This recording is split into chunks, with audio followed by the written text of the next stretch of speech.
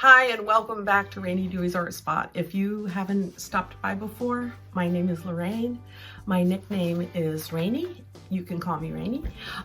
This video is focusing on another technique for painting clouds and skies in watercolor. The first video was how to paint skies using a variegated wash. And this one is about how to paint clouds using watercolor. So this technique will involve doing a graded wash and then using a blotting using paper towels. So I'll walk you through it. The whole video is ultimately going to result in this little watercolor sketch. This little watercolor has a lot of helpful techniques, so I'll talk you through them. I do lifting off, I use masking fluid, and there's a little technique for trees which I will do in more detail, but I do touch on that in this video. So it's time to paint. Grab your paints, grab your brushes, get yourself set up and paint along with me. If you do decide to paint along with me, I would love to see your end product. And if you have any questions, by all means, let me know and I'll try to answer them as best I can. So it's time to get going. Let's paint. Okay, here's where I start with a graded wash. So a graded wash is a darker on the top, so I've got water mixed with paint, and then I'm dipping my brush in the water after each pass. And here's where I'm taking my paper towels. They're dry paper towels, crunched up, and I'm blotting them. Now I look at this, I should have done a darker wash initially. It's too light to begin with, and then when watercolor paints dry, they always dry a little bit lighter.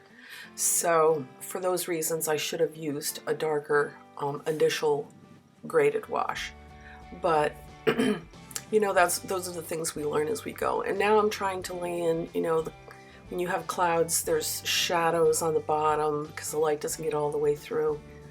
So I'm mixing some of the blue that I used, which was cerulean mixed with cobalt, and then I'm mixing an orange to make those nice grays. And you saw how I tried to darken the top part of the sky. The nice thing about watercolor is it is more flexible than you think. You can lift and blot, and you know, it's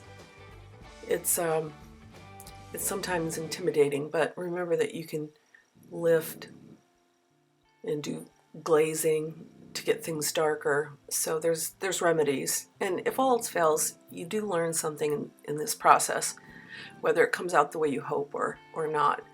So just paint on. So I'm continuing to add the dark, and you see those little spots of the shadows on the clouds. They were still wet, so I could drop in more paint, and then watercolor does what it does best. It spreads and gives you this great effect. So let me just let you watch for a minute until we go on to the next phase.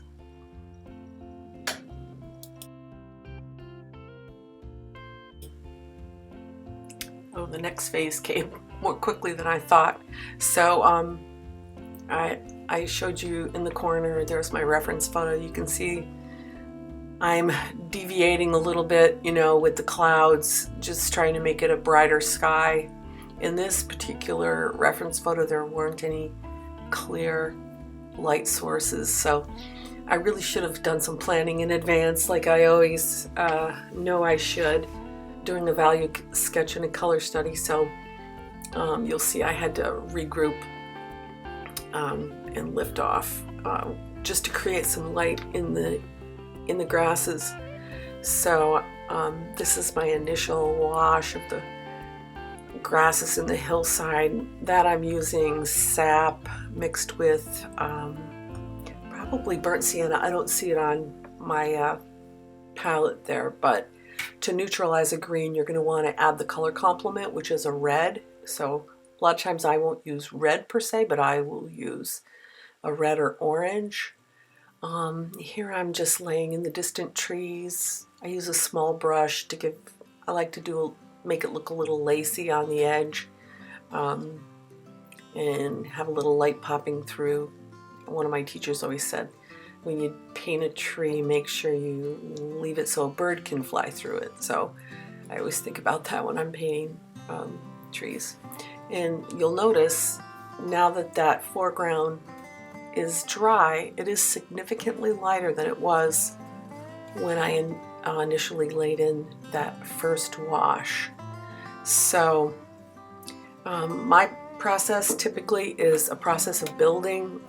There are many ways to do this, and your style will emerge as time goes on, but I'm sort of a tentative painter, and so I build one layer of the other. It's called glazing. And so I'll start with in this case, it was a very light yellowy green.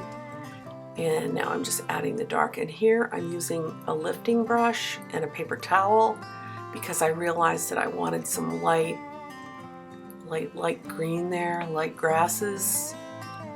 And so there I'm laying that in. That's green number 2, I believe. It's a Holbein paint. Mixed with Aureolin yellow. That's a very transparent yellow. That gives you this really great light on, sunlight on the grass effect.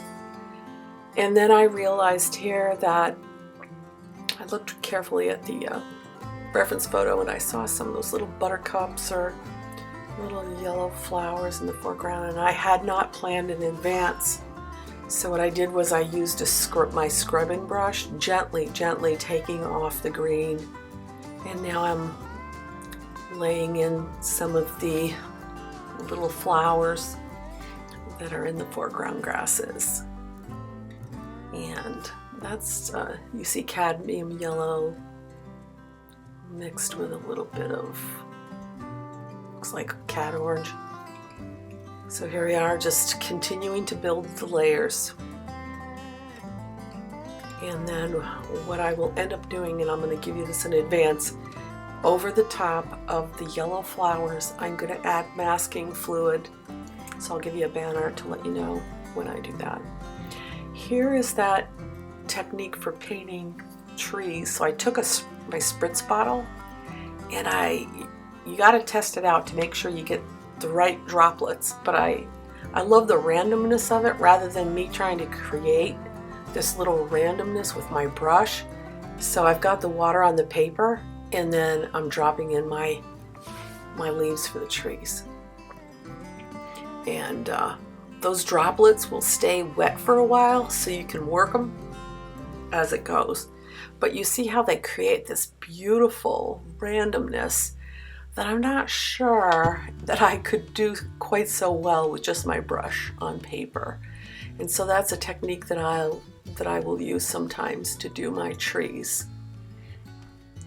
The one thing, I'll give you a heads up on this, I created the tree in this reference photo is leaning a little, which actually, you're an artist, you can change anything you want, but this tree, I should have painted it like it was, or drawn it like it was, leaning a little bit, because I had it so upright and parallel with the edge of the paper, it just did not seem to work.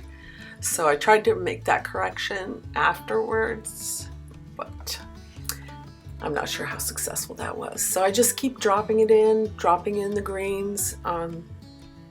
The leaves are pretty dense, so they're pretty dark. You see how lovely it is? So I'm dropping in some lighter green and dark green, and then I will mix sap green with an indigo, which will give you a very, very deep color. So that's how I did those trees, that tree. So let me just let you watch, and I'll stop my yattering, sorry.